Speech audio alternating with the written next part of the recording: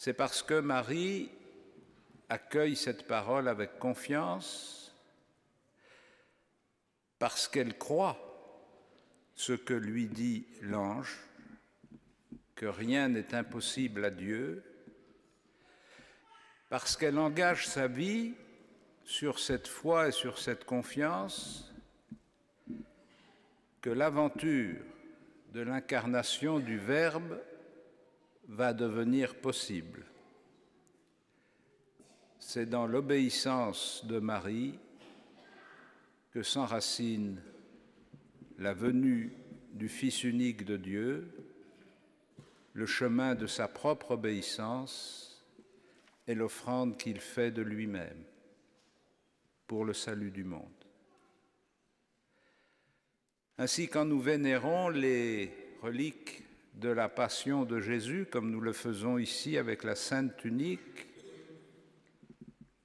notre dévotion ne va pas simplement aux signes sensibles, elle va à la réalité que ces signes évoquent.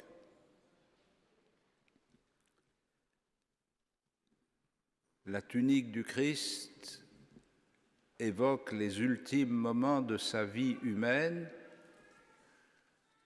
elle évoque le moment où il se donne tout entier par amour pour les hommes et par obéissance au Père. Vénérer la tunique du Christ, ça n'est pas appeler un signe supplémentaire, c'est entrer dans le signe absolu qui a été donné au Golgotha. Ces reliques de la Passion du Christ, que ce soit la couronne d'épines que nous vénérons à Notre-Dame de Paris, la tunique qui est vénérée ici, ou le Saint-Suaire qui est vénéré à Turin, ces reliques de la Passion du Christ sont des soutiens sensibles pour provoquer en nous le dynamisme intérieur qui va nous joindre à l'offrande que Jésus fait de lui-même. On ne les vénère pas dans une démarche magique qui nous laisserait croire que parce qu'on a vénéré telle ou telle relique, Dieu va changer notre vie malgré nous. On les vénère pour recevoir en nos cœurs une motivation supplémentaire de croire que rien n'est impossible à Dieu, un appel nouveau à nous convertir.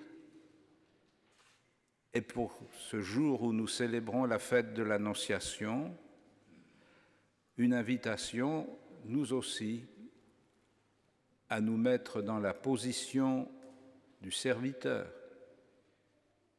Voici la servante du Seigneur.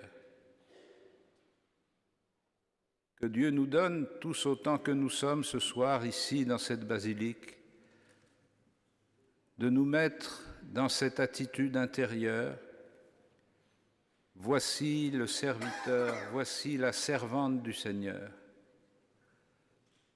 Qu'il me soit fait selon ta parole, que tout se passe pour moi selon ta parole.